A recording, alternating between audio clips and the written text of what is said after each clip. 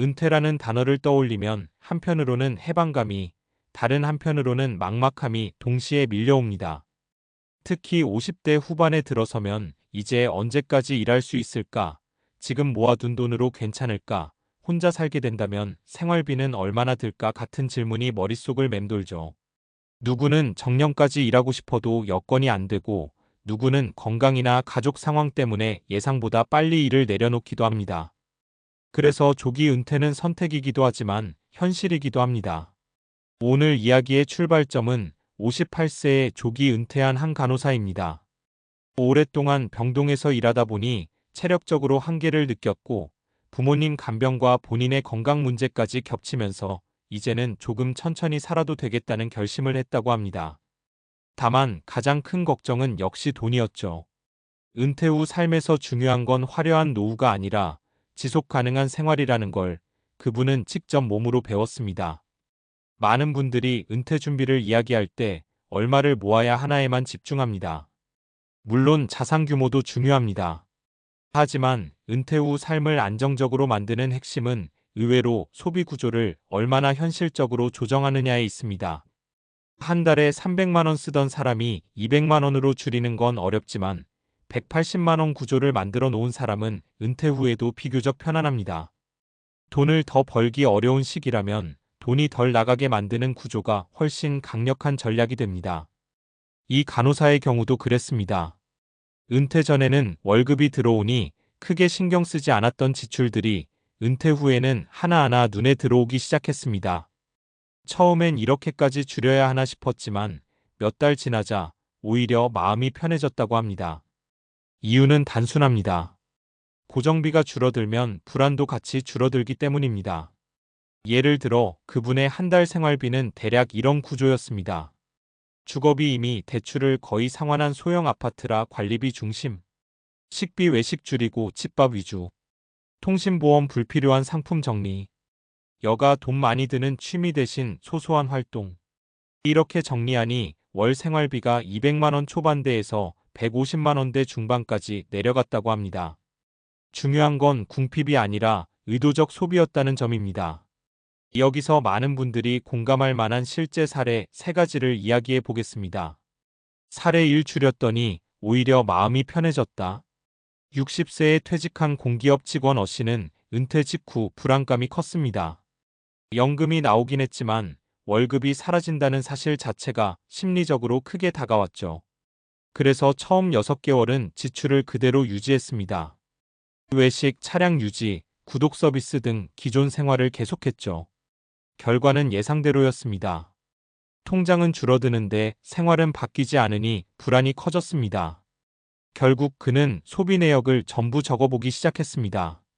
놀랍게도 없어도 되는 지출이 꽤 많았습니다. 거의 보지 않는 OTT 세계, 자주 타지 않는 차, 습관적 외식. 이걸 정리하고 나니 월 70만 원 이상이 줄었습니다.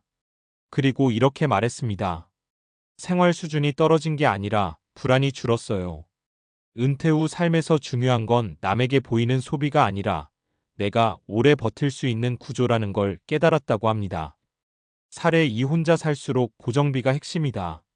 58세 간호사처럼 혼자 사는 경우 소비 구조는 더 단순해지지만 동시에 더 중요해집니다. 혼자 살면 식비나 생활비를 줄이기 쉽지만 고정비가 높으면 부담이 계속됩니다.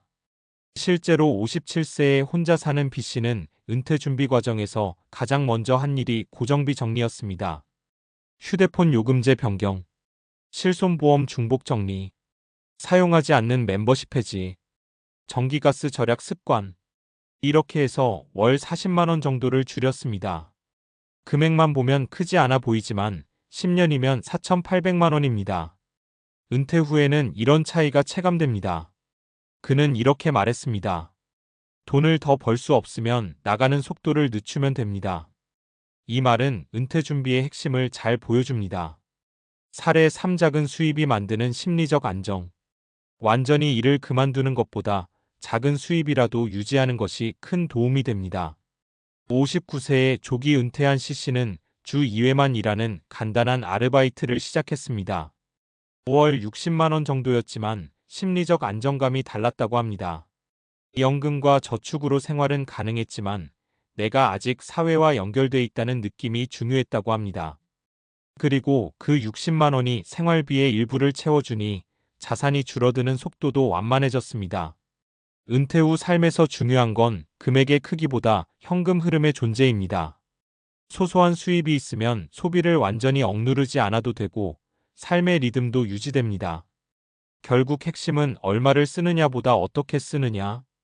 은퇴 준비를 이야기할 때 우리는 종종 거창한 숫자에 압도됩니다. 5억, 10억, 20억 같은 목표 금액이죠. 하지만 현실적으로 많은 사람에게 중요한 건 그보다 지속 가능한 생활 구조입니다.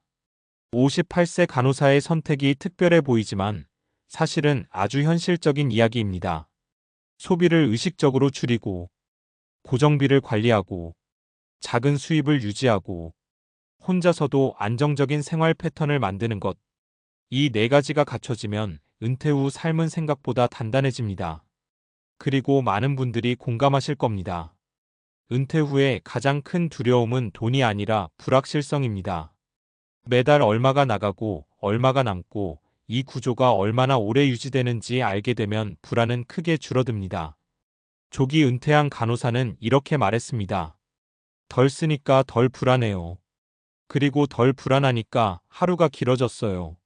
어쩌면 은퇴 준비의 목표는 많이 모으기가 아니라 오래 편안하게 사는 방법을 미리 연습해 보는 것일지도 모릅니다. 지금 당장 은퇴하지 않더라도 한 달 생활비를 한번 정리해 보는 것만으로도 방향이 보이기 시작합니다. 은퇴는 끝이 아니라 삶의 속도를 다시 정하는 시기입니다. 그리고 그 속도를 안정적으로 유지해 주는 건 결국 화려한 자산이 아니라 단단한 소비 습관입니다.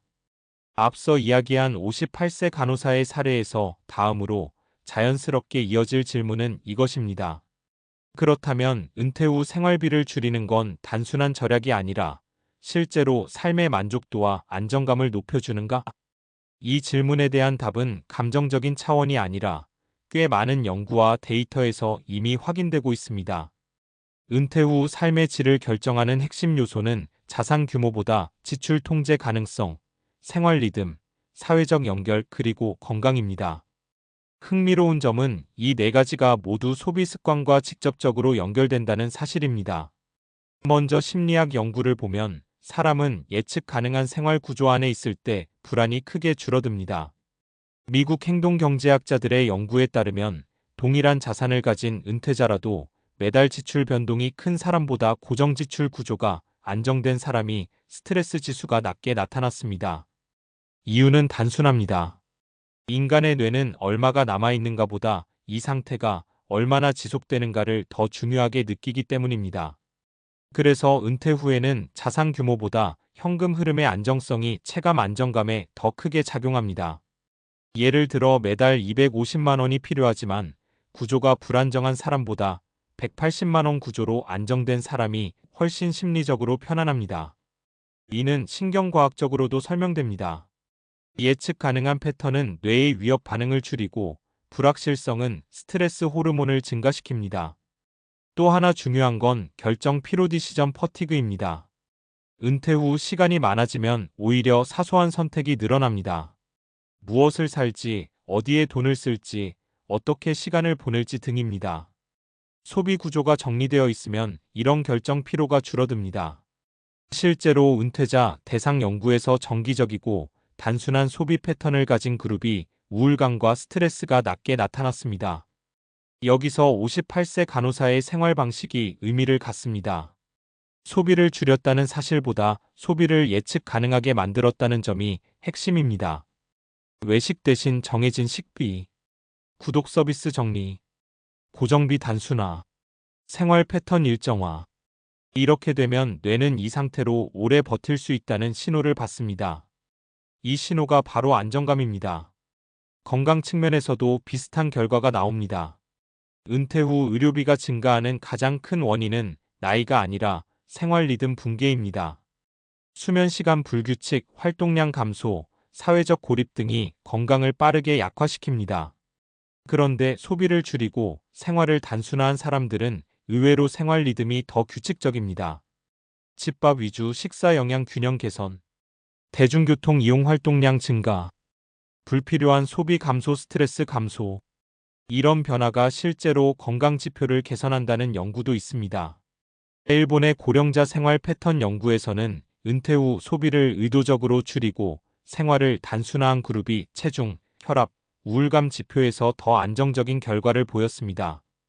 경제학적으로 보면 더 명확합니다. 은퇴 후 자산 관리의 핵심은 수익률보다 지출률 관리입니다. 흔히 4% 인출 규칙 같은 이야기를 하지만 실제 생활에서는 지출을 1020% 줄이는 것이 자산 수명을 훨씬 크게 늘립니다. 예를 들어 3억 원 자산에서 매달 200만 원을 쓰는 구조와 160만 원을 쓰는 구조는 지속 기간이 크게 달라집니다. 이 차이는 단순 계산이 아니라 생존 기간의 차이로 이어집니다. 그리고 여기서 중요한 포인트가 하나 있습니다. 사람은 생각보다 빨리 새로운 소비 수준에 적응합니다. 행동경제학에서는 이를 쾌락 적응 어다닉 애더프테이션이라고 합니다.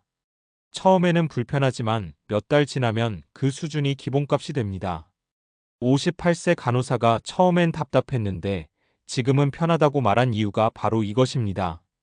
실제로 은퇴자 인터뷰를 보면 공통적으로 나오는 말이 있습니다. 줄이고 나서 오히려 여유가 생겼다. 이 말은 돈이 많아졌다는 뜻이 아니라 통제감이 생겼다는 뜻입니다. 인간은 통제할 수 없는 상황에서 불안을 느끼고 통제 가능한 상황에서 안정감을 느낍니다. 은퇴 후 소비 구조를 단순화하는 것은 곧 삶의 통제력을 회복하는 과정입니다. 그렇다면 여기서 한 단계 더 나아가 볼 수 있습니다. 은퇴 후 삶을 안정적으로 만드는 과학적 요소는 크게 세 가지입니다. 첫째, 고정비 최소화. 고정비는 스트레스의 가장 큰 원인입니다. 매달 빠져나가는 금액이 크면 자산이 많아도 불안합니다. 반대로 고정비가 낮으면 예상 가능성이 높아집니다. 둘째, 생활 리듬 유지. 규칙적인 식사, 수면, 활동은 건강과 직결됩니다. 소비를 줄이면 생활 패턴이 단순해지고 이는 건강 안정으로 이어집니다. 셋째, 소규모 수입 유지. 금액이 작아도 상관없습니다. 인간은 완전한 소비자가 아니라 부분적 생산자일 때 자존감과 안정감이 유지됩니다. 이 세 가지는 서로 연결되어 있습니다. 고정비가 낮으면 작은 수입으로도 생활이 유지되고, 생활이 유지되면 건강이 안정되고, 건강이 안정되면 지출이 더 줄어듭니다. 결국 선순환 구조가 만들어집니다. 은퇴 준비는 거창한 재테크 전략만으로 완성되지 않습니다. 오히려 뇌와 몸이 안정적으로 받아들일 수 있는 생활 구조를 만드는 것이 훨씬 중요합니다. 58세 간호사의 선택이 설득력을 가지는 이유도 여기에 있습니다. 특별한 투자 기술이 아니라 생활 구조의 재설계였기 때문입니다. 많은 분들이 은퇴를 경제 이벤트로만 생각합니다. 하지만 실제로는 생활 방식의 전환입니다. 그리고 이 전환을 가장 부드럽게 만드는 방법은 은퇴 전에 이미 한번 생활비를 줄여보고 소비 구조를 단순화해 보는 것입니다. 왜냐하면 인간은 갑작스러운 변화보다 미리 연습된 변화에 훨씬 잘 적응하기 때문입니다. 은퇴 후 갑자기 생활비를 줄이는 사람보다 은퇴 전에 이미 줄여본 사람이 훨씬 안정적으로 적응합니다.